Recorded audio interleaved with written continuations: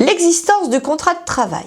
Un contrat de travail, cela sert à formaliser la relation qu'il y a entre un employeur d'un côté et un salarié de l'autre côté.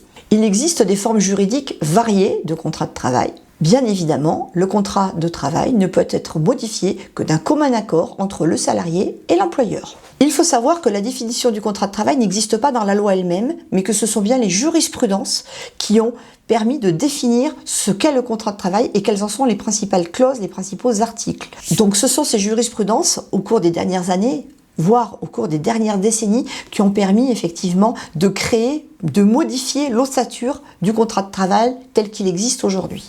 Notamment, ce sont les conditions dans lesquelles le contrat est effectué qui vont définir de l'existence ou non d'un contrat de travail. La définition du contrat de travail est très simple. Le contrat de travail est défini comme la convention par laquelle une personne, le salarié, va s'engager à travailler pour et sous la direction d'une autre personne, l'employeur, et ce contre rémunération. Le contrat de travail existe de plein droit dès l'instant où 3 conditions sont réunies. Première condition, existence d'une prestation de travail, de la réalisation d'un travail. Deuxième condition, réalité d'une rémunération. Et enfin, troisième condition, un lien de subordination entre l'employeur et le salarié. Ce lien de subordination est particulièrement important puisque c'est par exemple celui qui va être démontré dans de très nombreuses jurisprudences qui ont effectivement requalifié certains contrats commerciaux en contrats de travail. Par exemple, le dernier en date qui a fait beaucoup de bruit, c'est celui d'Uber. Uber qui employait ses chauffeurs en tant que sous-traitants. Ces chauffeurs étaient des auto-entrepreneurs qui avaient un contrat commercial avec Uber en tant que sous-traitants, bien évidemment.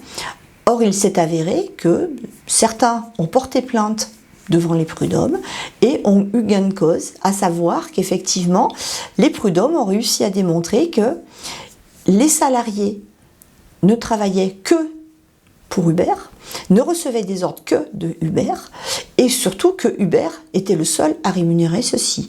Donc, par conséquent, ils en ont induit qu'il existait bien un lien de subordination, ce fameux lien de subordination qui a donc permis de requalifier un contrat qui était purement commercial au départ par un contrat de travail. Je devrais dire des contrats commerciaux par des contrats de travail, car la jurisprudence a concerné de très nombreux livreurs.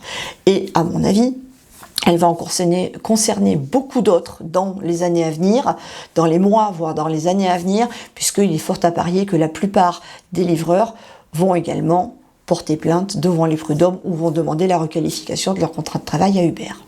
Bien évidemment, cela n'est pas sans conséquence. Ces contrats ayant été requalifiés, il va être dit que ça va être à Uber de payer toutes les cotisations sociales, salariales et patronales qui s'y rapportent. Donc un très très gros manque à gagner pour la plateforme.